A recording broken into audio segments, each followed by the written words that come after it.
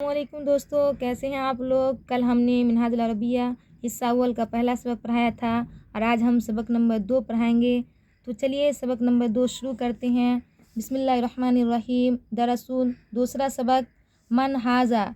من یہ حرف استفہام ہے اور اس کا معنی ہوتا ہے کون، اور اس کی خاصیت یہ ہے کہ ہمیشہ جملے کے شروع میں آتا ہے، یعنی جتنے بھی حروف ہیں وہ جملے کے شروعات میں آتا ہے۔ تو من ہاذا یہ کون ہے، ہاذا رجل یہ آدمی ہے، ما ذالک وہ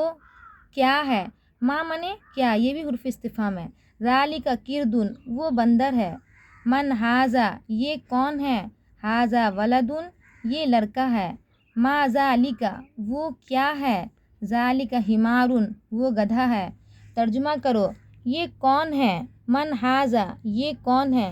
یہ آدمی ہے، ہاذا رجل وہ کون ہے، من ذالک وہ کون ہے، یہ لڑکا ہے، ہاذا ولد یہ لڑکا ہے، وہ اونٹ ہے، ذالک جمل وہ اونٹ ہے، یہ گھوڑا ہے، ہاذا فرس یہ کیا ہے،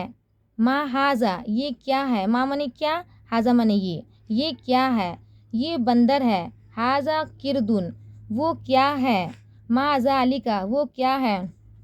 وہ کتا ہے، ذالک کلب وہ کتا ہے، یہ گدھا ہے، ہاذا حمار یہ گدھا ہے، وہ کرسی ہے، ذالک کرسی کرسی کی عربی کرسی ہوتی ہے، وہ استاذ ہے، ذالک استاذ یہ لڑکا ہے، ہاذا ولد یہ کتاب ہے، ہاذا کتاب یہ کتاب ہے، وہ عربی ہے، ذالک عربی وہ عربی ہے۔ محمد کون ہے، محمد صلی اللہ علیہ وسلم کون ہے، سوال ہے محمد صلی اللہ علیہ وسلم کون ہے، تو من محمد محمد صلی اللہ علیہ وسلم کون ہے، وہ انسان ہے، ذالک انسان وہ رسول ہے، ذالک رسول یہ مذہب ہے، ہاذا مذہب وہ اسلام ہے، ذالک اسلام یہ کتاب ہے، ہاذا کتاب وہ کتاب ہے، ذالک کتاب وہ قرآن ہے، ذالک قرآن۔